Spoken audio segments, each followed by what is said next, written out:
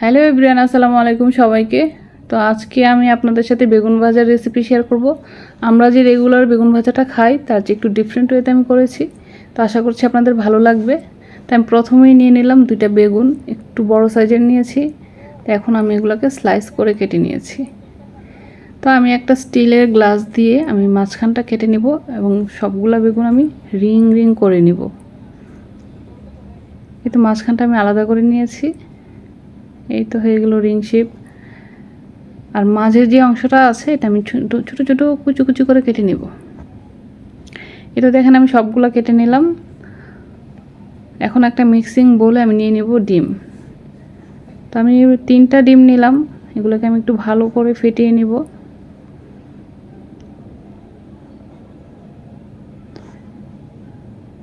ফেটানো শেষ হলে এখন আমি এটাতে দিয়ে দিব একদম চিকন করে কুচি কুচি করা পেঁয়াজ, সাথে দিয়ে দিব কাঁচামরিচ 1 চা চামচ দিয়েছি।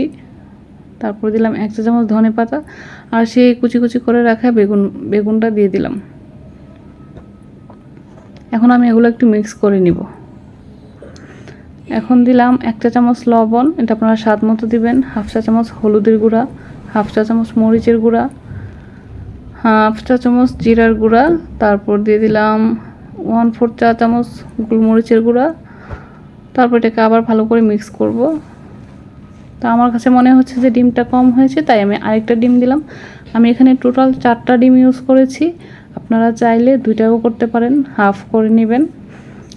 তো এই তো এটা রেডি হয়ে গেল। আমি এখন এগুলোকে ভেজে নিব। তো ফ্রাই প্যানে আমি এগুলো দিয়ে দিলাম। তারপর উপর দিয়ে আমি সেই মিক্সারটা দিয়ে দিব।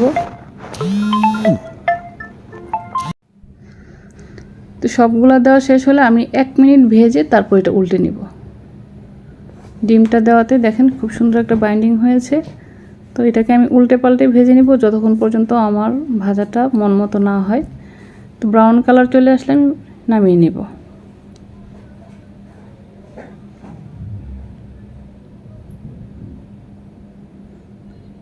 তো আমি 2 থেকে 3 বার আমি এটা উল্টে পাল্টে নিলাম এবং খুব সুন্দর একটা কালার যখন চলে আসছে তখন আমি এগুলোকে নামিয়ে নিলাম। তো আমার সর্বোচ্চ 5 মিনিট লেগেছে। তো আপনারা যতক্ষণ পর্যন্ত খুব সুন্দর একটা কালার না আসবে।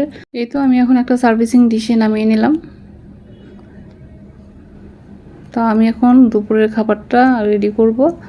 তো আজকে আমার মূল ডিশ ছিল বেগুন ভাজা। তো আজকে আরও যা রান্না করেছি সেটা হলো মুরগির মাংস, সাথে বেগুন আর মাছের ঝোল। তো আমি সেটাই এখন আপনাদের সাথে শেয়ার করছি। আমি তো শুধুমাত্র বেগুন ভাজা দিয়ে খেয়েছি। আপনাদেরও ভালো লাগবে, বাসায় একবার হলেও ট্রাই করবেন। আশা করছি আপনাদেরও পছন্দ হবে। তো আমি এটার সাথে 2 টুকরো বেগুন ভাজা নিয়ে নিলাম আর সাথে নিয়ে নিব একটা শুকনো মরিচ, আমি সেটা ভেজে নিয়েছি। আর দিয়ে দিলাম 1 চা চামচ ঘি। আমার তো খুবই পছন্দ হয়েছে। আশা করি আপনাদেরও ভালো লাগবে। ভিডিওটা যদি ভালো লাগে তাহলে আপনারা আপনাদের টাইমলাইনে শেয়ার করতে পারেন, যাতে পরবর্তীতে আপনারা রেসিপিটা দেখে বাসায় ট্রাই করতে পারেন। তো সবাই ভালো থাকবেন। আল্লাহ হাফেজ।